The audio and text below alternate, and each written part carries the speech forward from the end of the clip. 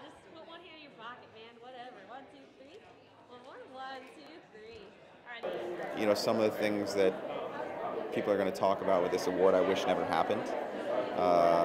We're almost to the year anniversary of Manchester, you know, coming up, and you know, I'm proud of what we did there, but my number one wish is that we never had to.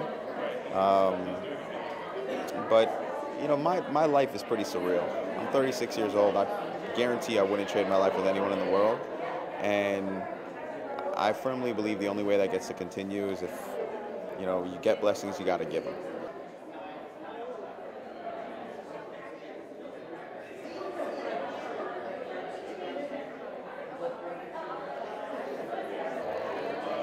I've known those kids for a while now. You know, we helped and worked on the Children's March, and I was there with them in D.C. and got close with them. And you know, I got the phone call from Emma yesterday that, you know, we're going to be in L.A. and, you know, and so they came over for burgers, and you know, they're heroes of mine. I mean, it's to be that young. They're getting abused by a lot of different people and praised by others, and at the end of the day, they have complete conviction in what they're doing, and they want to make a difference. And the majority of this country agrees with them. And the fact that our politicians haven't done anything yet is a disgrace.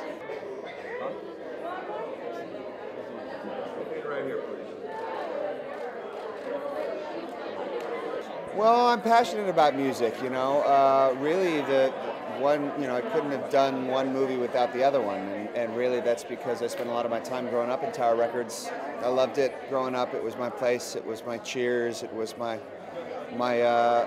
you know, my place where I could hang out and not have to buy anything, which is pretty funny. But yeah, it was incredibly important to me, Tower, and music was and still is a huge part of my life. 1, 2, 3.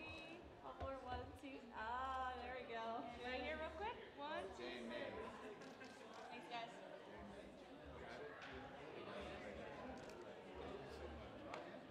I like discovering what the story is, and I like discovering, you know, a true story and letting the people that lived it tell it. I think that's really sort of unique. You can say based on a true story, but when it's a documentary, it doesn't allow you to fudge things too much, you know, which I like. So I always think it's so much more fascinating to hear the incredible stories from the people that actually lived them, as opposed to, you know, somebody in makeup, which is my other job. So I guess I'm putting myself out of work, is what I'm saying. Anybody else could take one if they want.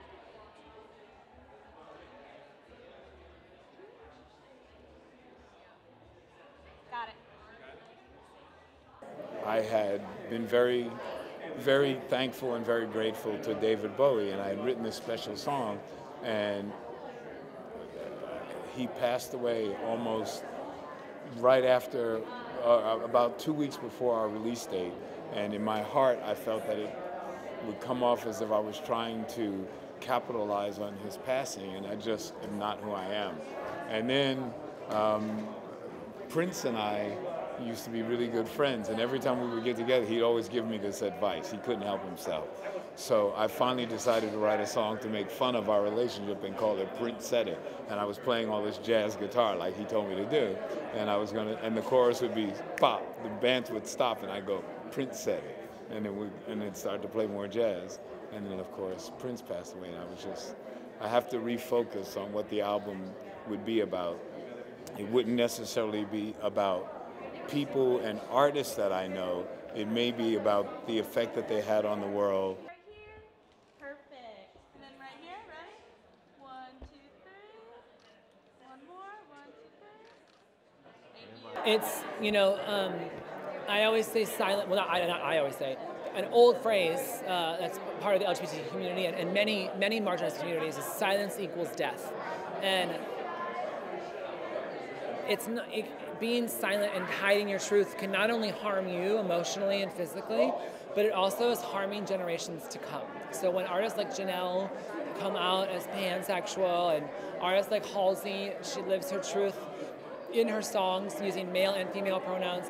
When artists like that are public and they're not being silent, they're being very vocal about their truth, it saves lives. Kids don't feel alone. Kids feel like there's hope, especially if they're growing up in a house that is very anti-LGBTQ. To have artists that are being open and positive about it can literally save lives.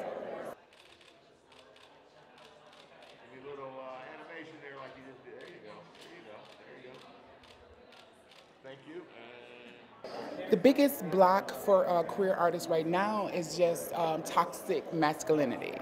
And so it's transphobia, it's homophobia, it's all these phobias that are in place.